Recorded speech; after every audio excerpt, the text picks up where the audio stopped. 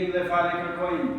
Atë që Allahu Gjelle Gjelaluhu udhëzon nuk ka kush e unë, dërsa i cili është në humbje dhe lejtitje nuk ka kush e udhëzon.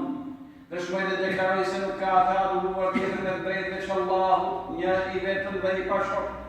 Si edhe dëshmoj se Muhamedi sallallahu alaihi wasallam është rob dhe i dërguar i tij, paqja dhe bekimi Allahu Gjelle Gjelaluhu qofshin mbi të, mbi familjen e tij të nderuar, mbi shokët e tij besnik dhe gjithë ata që ndjekin rrugën e tij deri në ditën e gjykimit. Vëllezër dhe jo motra, meqense një pjesë prej nesh janë prindër, e një pjesë tjetër do të jenë në këtë rrugë, zgjolla që të jetë hutbja ime me kësaj ditën në lidhje me fëmijët. Dhe se si profeti Muhammed alayhi salatu wassalam sillej me ta. Profeti Muhammed sallallahu alaihi wasallam i rritur që në familjen e tij të hershme si jetim e kishte të qartë se suksesi në lidhje me marrëdhëniet me fëmijët varet nga mënyra se si sillesh me ta. Se ata ka nevojë të jesh zemër gjerë, i durueshëm dhe i afrueshëm. Për shkak të rëndësisë që ka kjo grup moshë, profeti vendosi një metodologji në marrëdhënie me ta e cila si pasojë nxorri dhe prodhoi kolos njerëz të suksesshëm, dietar dhe mendimtar të mëdhenj. Nga aspektet më të veçanta të kësaj metodologjie mund të përmendim butësia dhe modestia e profetit Muhammed alayhi salatu wassalam me fëmijët. Është natyrë ke fëmijët se ata e duan personin i cili tregohet i butë, i cili ndërton marrëdhënie me fëmijët sikur të jetë njëri prej tyre, ndërkohë që largohen nga ai i cili sillet rreth dhe ashpër me ta. Profeti Muhammed alayhi salatu wassalam e kishte të qartë natyrën e kësaj moshe dhe sillej me fëmijët në bazë të asaj që ata donin dhe u përshtaten. Profeti përpiqej që me anë të sjelljes së tij, butësisë dhe zemërgjerësisë të mbyllte tek fëmijët virtyte të cilat do ndërtonin personalitetin e tyre të mëkonshëm. Ebu Hurajra radhiyallahu anhu përcjell se ata një ditë ishin duke u falur me profetin Muhammed sallallahu alaihi wasallam. Kur profeti Muhammed binte në sejdë, dy librat e tij Hasani dhe Husaini i hidheshin mbi shpinë. Dhe kur profeti Muhammed alayhi salatu wassalam dëshironte të ngrinte kokën, i kapte ata me kujdes dhe i ulte. E kur shkonte sërish në sejdë, ata prapë hidheshin mbi shpinë. E kur profeti Muhammed alayhi salatu wassalam mbaronte namazin, i merrte ata të dy në brenda. Fëmijët nuk mund të kuptojnë rregullat, detyrat dhe bazat e marrëdhënies vetëm se në mënyrë graduale. Ata i përflitin dhe fitojnë këto cilësi hap pas hapi për gjatë gjithë jetës. Prandaj gabon i cili sillet me fëmijët si të jenë të mëdhenj. Këtu kuptojmë se sa gabojnë ne prindërit, ne edukatorët, kur kërkojnë që fëmijët tanë të jenë serioz, të heshtur dhe të palëvishëm. Në fakt, ne kështu nuk bëjmë gjë tjetër vetëm se u kërkojmë atyre që dalin nga natyra që Allahu ka dhuruar. Një sahabe, Khalid, na tregon një ngjarje të familjes së saj, e cila i është mbuluar me kujtesë dhe që e kujton me nostalgji dhe na e përcjell me. Kur isha vogël, shkova me babain tim tek profeti Muhammed sallallahu alaihi wasallam dhe u kisha veshur një pëlhur të kuqe. Profeti më pa dhe filloi të më thoshte sa e bukur, sa e bukur. Unë ju afrova profetit Muhammed alayhi salatu wassalam dhe fillova të lozja me namazin e tij dhe qeshja. Por babai më qortoi. Atëherë profeti u drejtua babait tim dhe i tha: "Lëre vajzën të lozë." Dhe ajo ashtu qëndroi deri sa mbaroi se lozuri me profetin. Dhe kur largua, profeti Muhammed sallallahu alaihi wasallam i tha: "U rrish dhe i grish." Pra u rrish dhe i grish rrobat e tua. Në të vërtetë vëllezër dhe motra, kjo është një ndodhje e jashtëzakonshme. Ajo përcjell tek ne pikërisht atë që duam të themi. Një burrë që vjen me vajzën e tij të vogël ke profeti, dhe ajo lozën qesh me unazën e profetit pa u shqetësuar. Madje profeti lutet për të që të jetë gjatë ajsa do t'i gristet me rrobat që ka veshur. Ka përvakitje profeti Muhammed alayhi salatu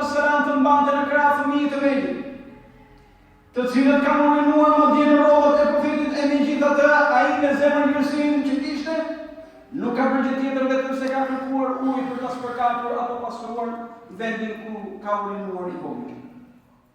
Profeti jo rrallë herë, losë me fëmijët, madje edhe jashtë shtëpisë kur ishte në rrugë, dhe kjo nuk e shqetësonte as pak. Ali bin Murra për cilë, sa ka ishin duke shkuar në një gostim me profetin Muhammed sallallahu alaihi wasallam. E profeti pa në rrugë Husejnin bin Aliut nikën e tij. Dhe i turnë mbrapa që ta kapte pra duke lozur, dhe Husejni shkonte majtës dhe djazat dhe profeti shkonte pas tij dhe buzëqeshte. Madje profeti sallallahu alaihi wasallam kur ishte në namaz nuk e humbte durimin me fëmijët. Transmetohet se profeti po falej, ndërkohë që i vjen Umame, mbesa e tij, vajza e Zeynepit, dhe profeti sallallahu alaihi wasallam e mori në krah. Kur binte në rukun në sejdë dhe vendosi në tokë dhe kur ngrihen sërish e merr atë në krah. Muhammed bin Rabia, për cilë ende mbajmën kur profeti Muhammed sallallahu alaihi wasallam më hidhte ujë në fytyrë me gojën e tij ndërkohë që isha ende 5 vjeç. Pra losë e profeti sallallahu alaihi wasallam e mbushte gojën me ujë dhe e spërkiste këtë fëmijë dhe ai mbante mend çfarë kishte lozur profeti sallallahu alaihi wasallam me të. Profeti kur ishte në namaz, nëse dëgjonte të gjatë të fëmijëve, e shpejtonte namazin në mënyrë që nëna e fëmijës të mos merakosej, madje të përgjigjej kërkesave dhe nevojave të fëmijës. Profeti loste me fëmijë dhe bisedonte me ta për çështje që i preokuponin fëmijëve, edhe se ato ndoshta nuk ishin në agjendën e preokupimeve të tij. Enes radhiyallahu anhu përcjell, thotë e kisha një vëlla me emrin Umer, i cili kishte një zonë të vogël me të cilin loste, dhe të cilin e kishte quajtur Umer. Profeti sallallahu alaihi wasallam sa herë që e shikonte vëllain tim i thoshte: "O Umer, çfarë bëri Umeri, pra çfarë bëri zotë?" Profeti sallallahu alaihi wasallam e dinte se ky fëmijë gëzohej kur dikush preokupohej për zogën e tij, ndaj dhe profeti Muhammed alaihi salatu wassalam e gëzonte me këtë fjalë. Po ashtu nëse do të shohim në sjelljen e profetit me fëmijët, gjejmë se i njerëzonte dhe i respektonte ata. Profeti përpiqej që të ndërtonte në marrëdhëniet e tij me ta dhe të përçonte mesazhe madhështore por me fjalë të thjeshta, duke mos qenë i vrasht dhe as i sert. Këtë madje na tregon pikërisht dikush i cili në kohën e profetit Muhammed alaihi salatu wassalam ishte ende fëmijë. Ai thotë një herë, profeti sallallahu alaihi wasallam kishte ardhur në shtëpinë tonë dhe unë isha ulur në prerën e profetit, ul sofra dhe dora ime shkonte sa majtas dhe djathtas në hen. Profeti më drejtua dhe më tha: "O djalosh, thuaj bismillah, ha me dorën e djathtë dhe ha përpara vetes tënde." Pra profeti Muhammed alaihi salatu wassalam nuk i vërtiti. Profeti sallallahu alaihi wasallam nuk i hakaros, nuk e përçmoi këtë fëmijë, vetëm se i tregoi atij disa gjëra të cilat duhet i kishte parasysh në jetë. Në këtë mënyrë profeti Muhammed alaihi salatu wassalam tërheqën që gjithashtu transmetohet dhe thotë: "Erdhi një ditë profeti sallallahu alaihi wasallam në shtëpinë time dhe nëna mbasi bëri gati ushqimin më tha: se do t'i jap diçka." Profeti sallallahu alaihi wasallam i drejtua nënës time dhe i tha: "Çfarë do t'i japësh fëmijës tënd?" Ajo tha: "Do t'i jap një hurmë." Atëherë profeti sallallahu alaihi wasallam i drejtua dhe i tha: "Nëse nuk do t'ja jepi të hurmë që i kërtove, atëherë ajo do të quhej gënjeshtër për ty." Me këtë hadith dhe këtë ngjarje profeti sallallahu alaihi wasallam tërheqën që të mos i gënjen fëmijët dhe të mos lozin me ndjenjat e tyre edhe pse janë të fëmijë. Vëllai zonë dhe motë. Nuk ka dyshim se profeti Muhammed sallallahu alaihi wasallam ishte njeriu më i sjellshëm, ishte njeriu më bujar, ishte edukatori më i mirë i cili nxori brezat më të mirë, brezat më shembullor. Elus Allahu xhalla xhelalu, ma bëjë mua dhe juve për atyre të cilat e ndjekin rrugën dhe hapet e tij. I kërkoj Allahut falje për vetë dhe ju kërkoni falje sa Allahu shpëton. الحمد لله رب العالمين وأصلي وأسلم على نبينا الكريم محمد وعلى آله وصحبه أجمعين. تنروع بالله dhe ju. Profeti Muhammed sallallahu alaihi wasallam kur shikonte diçka që nuk shkonte ke fëmijët, përpiqej ta korrigjonte të sjelljen në mënyrë të butë, pa të vërtetë. Madje profeti sallallahu alaihi wasallam thotë Enes radhiyallahu anhu ishte i vogël dhe në shërbim të profetit Muhammed sallallahu alaihi wasallam. Dhe ai shpesh herë kërkonte prej meje që të kryejë ndonjë punë apo porosi. Dhe unë si i vogël dilja shtëpisë dhe në rrugë gjeja fëmijë dhe harrohesha me ta. Profeti Muhammed sallallahu alaihi wasallam kur nuk më ka qërtuar, kur nuk më ka goditur, nuk më ka thënë për diçka që e bëra pse e bëre dhe për diçka që nuk e bëra pse nuk e bëre. Ky ka qenë profeti Muhammed sallallahu alaihi wasallam, të cilin ne krenojmë që kemi profet dhe pasojmë, por a veprojmë diçka për asaj, të cilën profeti na ka porositur, të cilën e duam që t'i ngajmë. Profeti përpiqej që t'i mësonte fëmijët dhe të mbuliste tek ata kuptime madhështore. Madje parime të mëdha të cilat do ta ndihmonin fëmijën në të ardhmen e tij që të ishte njëri krenar me veten e tij. Profeti sallallahu alaihi wasallam një herë ishte duke ecur me një kafshën e tij dhe mbrapa kishte marrë një Abbas radhiyallahu anhu i cili ishte një fosh, i cili ishte një fëmijë i vogël. Profeti Muhammed alaihi salatu wasalam i thotë: "O djalosh, unë do të mësoj disa gjëra që ti kesh parasysh. Unë do të mësoj disa gjëra që ti kesh parasysh, frikësoj Allahu, ruaj Allahu, kujdes ndaj Allahut, që Allahu të ruajë."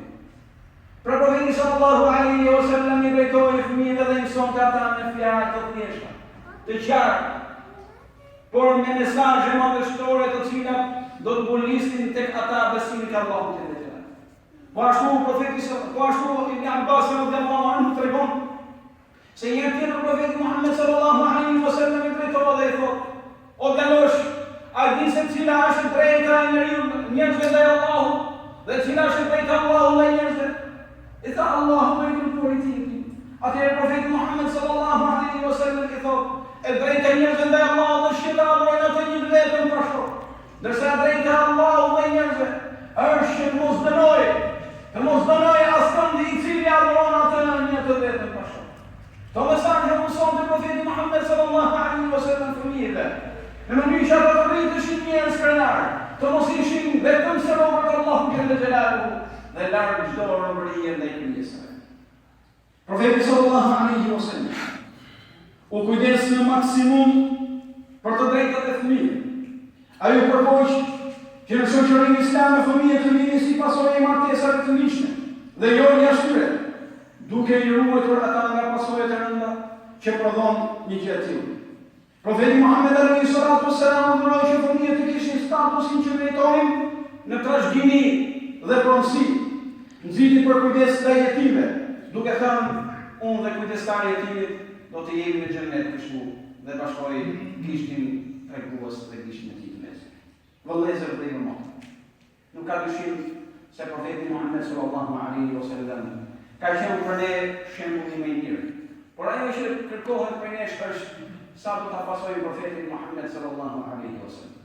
Elus Allahu xhelle xhelaluhu të më bëjë mua dhe juve për atyre të cilët e pasojnë profetin Muhammed alaihi salatu wasalam, se pa dyshim që rruga e Allahut, udhëzimi dhe xheneti janë në pasimin e